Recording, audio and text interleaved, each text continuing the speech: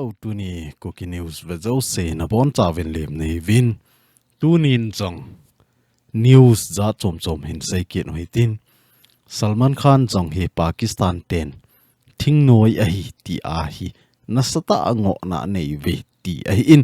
hi chi ze a chu Pakistan in ngo na abol ze a hi I chan ham khat hi chi news ho hi ang viral le ti jong he bo hi in news za chom ma jong hi ilu na hi le tu lai ta hi Salman Khan chung chang jeng hi akisein Salman Khan chu a hi le Pakistan ten ipi bola film star khat chu thing noi a hi tia a sei the hom ti hi het thim na diwin hin sei hi tin chule Salman Khan hi achung thu neu chaga sei be lew hen kamasa film a hin tho ti laya jong chu thal ke so za chom ma hi anakimana a hi lo le zu dunga hi na sa aga kap je a jong hi anakimane ti ho a jong hi ki he a hi in gundami khat a hi ti wang chu ki he a hi in a hin la tu chunga hi Pakistan in news ho a official ta phone do na nei vin Salman Khan hi thingnoi a hi terrorist a hi ti a hi ipi bola ngo na ane ham ti chu mizo se ilungim diu a hi lo le he nom diu ga da sanin hi chi chung chang jong hin se wi tin chule HTC in jong ima sang chawa hung thung ding kut ni kho jong hi kut hi chawang kut hi manding dan thu phon a bole ti ho jong hi mu a hi in hi cho jong hin se wi tin tu ni hi 27 October 2025 a hi ta in tu ni a video social media ho ang viral ho jong chu imu di wa hin I chen khom piu mi long hon jong NSN hon hita chu ilam hla na dungu wa hi lam li na hung pot do ven check ho jong ana bol ve ti a hi ni chu ke so hon aga ve ven a hi le ana kit ta po ve ti jong chu akimu in I chen khom piu ho jong hin aninga hi su boy ne dinga hi to gon ani jeng wa hi in a hin la alang khat na hi e ho Kuki chate jong hi ivet na hi le ki tu mo the thu a hi umovin hi chi chan ge hi thu izat nam khat sei ta vin igam inamen gen thei ha sa na to ta in a hin la ilim do di povin e ho hi I boina khat nu chu ga ki sei le tu ni a jong chu hi chi video iga sim ding kon chat na wa chu message zat akimu jing kit ta in hi chi ho hi jing lang le hin ho lo hi tin athudi pa chu hin het ting ole hi chi jong chu aban in su job deu hin tin tu le tu a thu ki mo dan dung ju ya chu a hi le wang a ki chi e hi chi hi a hi mong e ti wang chu lo a hi in hi jong le khomunom house pa chu anamolem tai ti a jong hi a ki he in hi chi ho jong hi vet na hi le no mo ki sa le jingin nam pin ikine pi dinga nam se pai ine hom tile masang lai banga tu ni chan ge a hi I chon dan I hiel nai po win hausa ho hi su beiding I tiu hi hausa ho ada le wang wa hi ki su be hen lang hi le ama ho dinga dam na hi zo ding da na hi tai ni ho hi koi pa ham khat thu sei le zong san chu sei hi in ka ti cho zong san ati ta banga chu zong san sei hi in ti a zong san mapan zong san a sei ta banga hi ei ho zong hin thing noi hi ivet da pen wa hi in thing noi su mang na dinga thing noi I phut kit jivin hi chi hi ha sap na khat wa hi in tu ni a hi thing noi ho ka vet nom poi a hi lo le thing noi ho je a gam sung khang to thei lo a hi te la mi pi kilung to wa mi pi movement hi hoi tai chi pi ding do lo a hi na hin la tu ni a hi thing noi ho ka ta san poi ki ti a thing noi ho ma ki to sot kit ji hi che ho je a jong hi inam sung igam sung a hi ha sat na izat ham khat hi ipan la da no hi di lo wa hi ti chu to ma kai to banga neu chai ga se yo hin tin a thu ki chin he ting le jing lang jong le in sei do ki de wa hi tu hin ama sape na hi chi ga velo hen Salman Khan hi Pakistan ten tu a hi terrorist ti a hi declare a bolovi ti a hin a hi le ipi bola Pakistan in Salman Khan cho thing noi mi a hi terrorist a hi ti a hi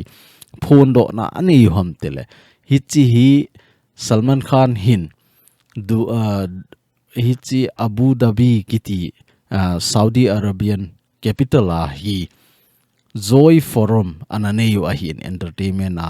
hi chiwa hi mi min thang ta ho jong gam dang ho jong tampi anako ahin la India film star hi a Khan ho cha hi anako ahin a Khan di chu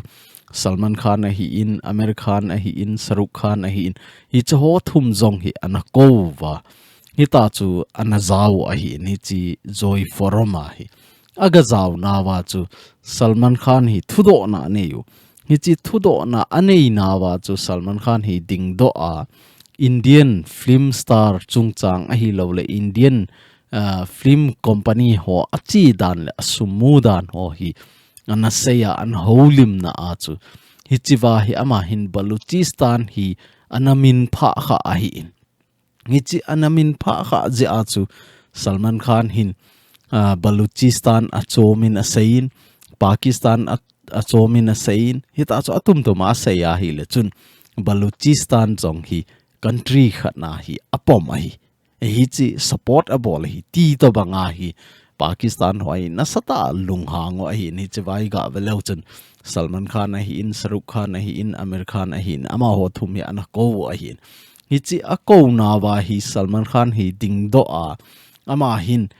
thing noi thu a hi lawai le politics chungchang ima holim na jong lawai a hin la aman asei cho a hi le Saudi Arabian gamsunga jong hi Indian movie ho hi release bolu win lang kap leo chun gam chom choma country chom chomin jong Indian movie hi nasata avet no hi in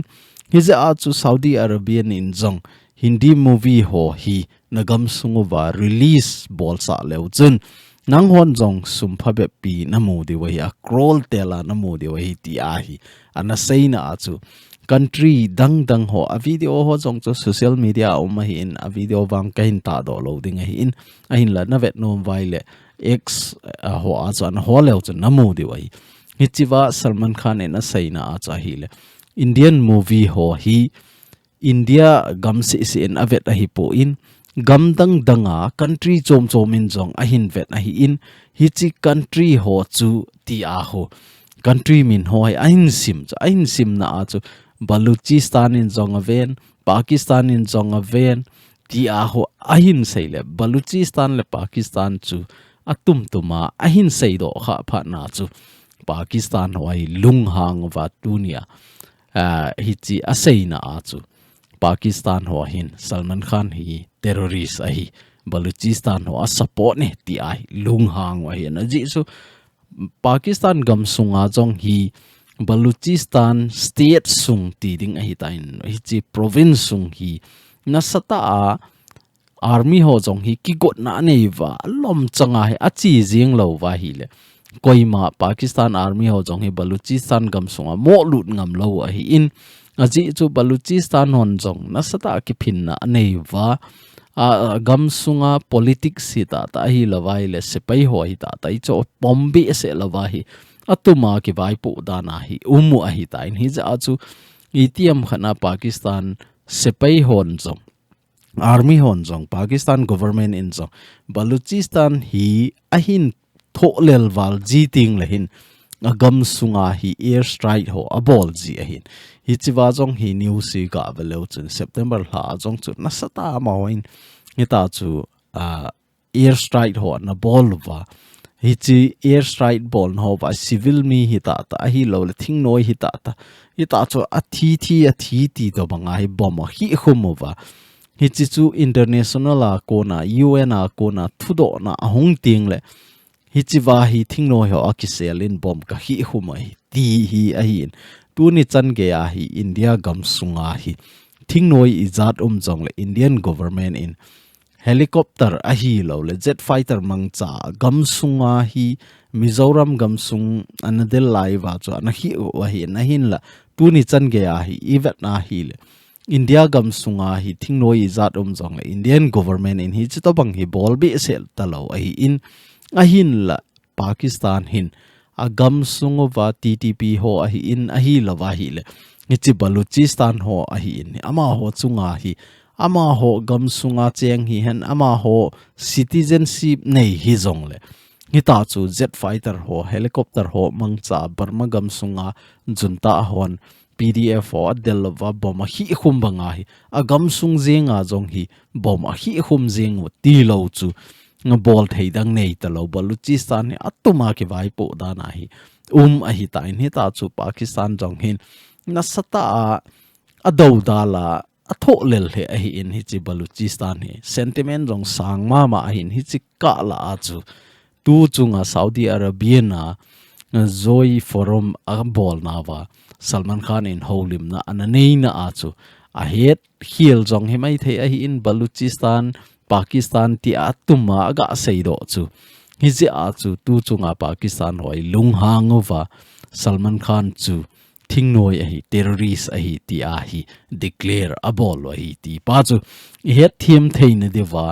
ega se wa hi in aji chu news za chom choma jong thanga social media dunga jong hi viral he jing a hin aji chu Salman Khan jong hi phale sele wa noile se nin a her khat jong a hi in India adinga jong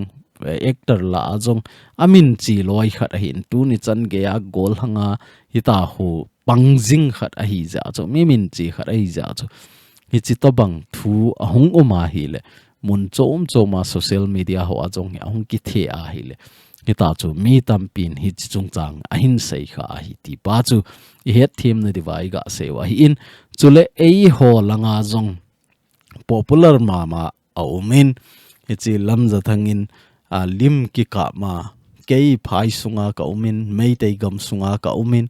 nom ta ka umin peace ta ka umin I ma cha ka poi safe ta ya ka umi ti a sei na hi tu a hi mei tei hon na sata a hin jang ki no vin Indian government hi nga hi a hin pollute ki no vin kei ho ka lung let da no a hi lo le kei hon Kuki CHATE hi tin ka bol na wa poi ti lang zo a hi narrative cho ma hi a hei ki no vin thu hi aza ne na hin sei do ki ro vi ti ho jong ki mu ai in ei ho meet mo za ei ho le ei ho ki pal na ding lampi hi hung jing da na hi akimu in nga hi the a hi le ka na mi te ho inam pumpi ei ma phat chom na dinga inam pumpi zo do na ding inam pumpi ki pal theina thil ho hi vel bol da lew hen inam sung jong khangin tin isopi sangam jong hi ta chu dam ding hi ti hi neu cha iga sei be nom ki no hin tin chale tu hin HTC ho thu pon ka velo hen HTC hon ku 2025 manding thu a mi pi Hetsah ti a hin ama hon jong hi chiwa mi pi Hetsah na thu so a hin bol na wa hi a hi le Kuki Inpi General Headquarter in thu pon anei dung zuya tu kum kut hi nampi taw khom na ni kho a manding ti a ti a hi ze in more khopi le akim vela in jong more khopi le akim vel mi pi in jong nampi a dia taw khom na manding in HTC le more pastor fellowship in phondo na ahong kinei ti hi Hetsah na ahin bolovin akim vela ho hi han kho chom hi han a hi lo le more khopi sunga ho hi jong le hi chi chawang kut hi golnop za chom bola manta loading pathin hinga inampi adinga tauna a nei dingin Hetsah na ahin bolovi ti ahin more khopi sunga ho dinga chu HTC conference hall a hi jingka lang pungge na patna ki panding hichiwa hi man khom ding a hi ti hi Hetsah na ahin bolovin tu kuma chawang kut hi 1st November 2025 is Saturday ni a hi ti jong chu tua hung ding Saturday hi a hi ta in hi za a chu kanami te hon jong inam pin thulu na khat anei na hi hoi ta za bol ta inei wa tu lai ta kichep gol se za choma bol lovin igam inama dinga hi pathin henga ithum thei chan ithum wa inamin adeile angai chat ho hi agang theilam pena imu theina diwa pathin henga ithum khom chi divin avela tepna hongkinai kinen hi aban le tuivel area chief ho le join committee hon Hetsah na ahin bol kit novin ama hon Hetsah na ahin bol hi ahi le gam sunga gamla ahi hen ahi lo le igam sunga tuilong ho ahi koiman gu poison na poison ahi lo le dynamo ho mangcha a koiman nga mat theita lo ding ai ti hi thupon ahin bol ahi ni chitabang hi thil pata ahin tu a hi thing hang mun chom choma jong hi ivet na hi le mi kivai pu na kitup deu ho hin koi machan poison mang talo ahi lawai le dynamo kiti ho jong he phal he talo ahin masang lai ipu ipa khang lai a cha hi le gu ho jong anamanwa poison za chom chom gu ho a khet na vai ta chu nga anamat na ho jong chu ahin ahin la hi chilai khang to bang cha hi ta point tu la ya hi sa jong hlom ta nga jong hlom ta hi ta chu ha sama ma hi ta in ahi the ai le igam sung inam sung hi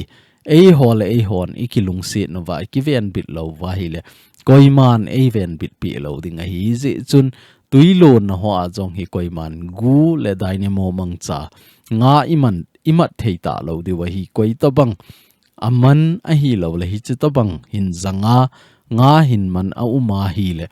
sang som fine ke bol ding a hi ti jong hi pondo na a bol kit vin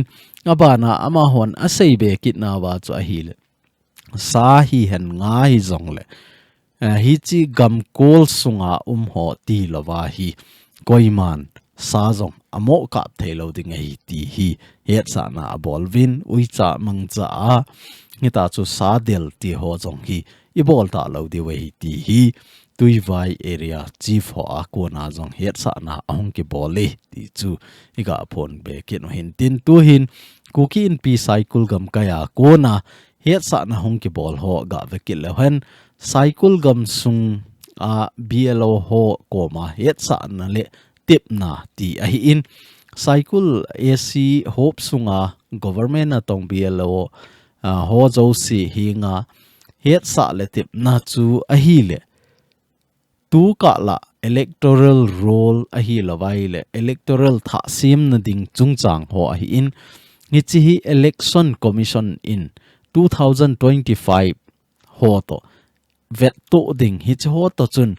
su to ding compare bol ding ti ho hi to gon anei vin hi china chunga hi BLO hon jong pan alawin polling station ho zo si a hi BLO hon jong nge na abolu a hi in a hin la hi chi hi a hi theya hi le Saikul Gamkai sunga BLO ho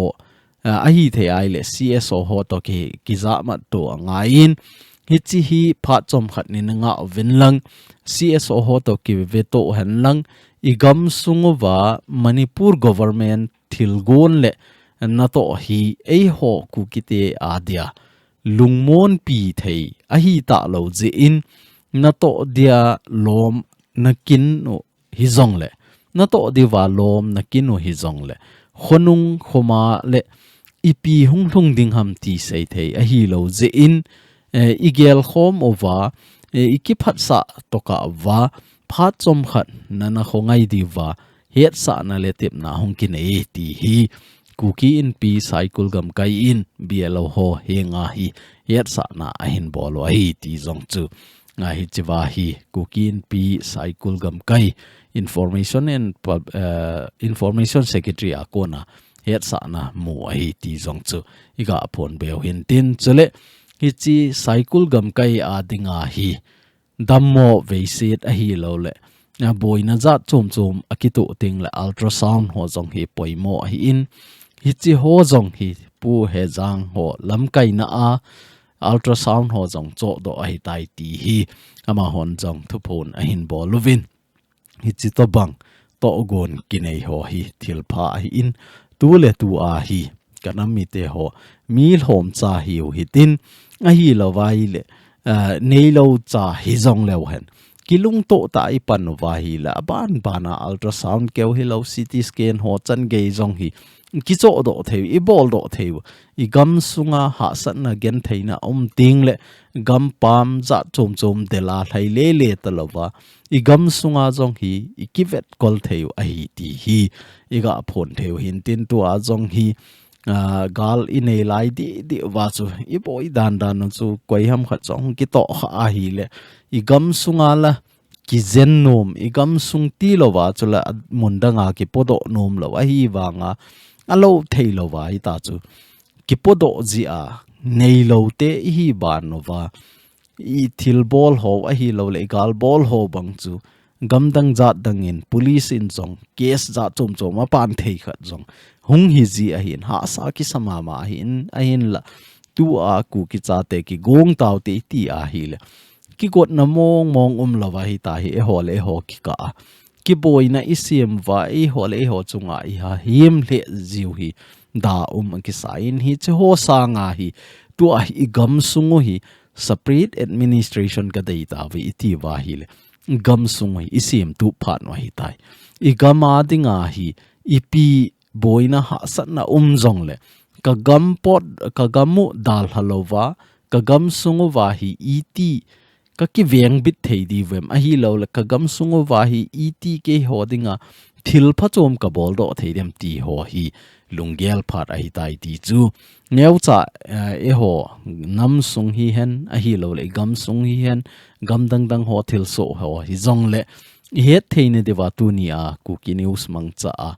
neu cha hil chet na in nei thei naw hi chan chu hin tin tu ni Kuki news in ve a hin ngai ho zo se na chung chi win ka ki pa in bon cha win pathin in phat thei na bo jing taw hen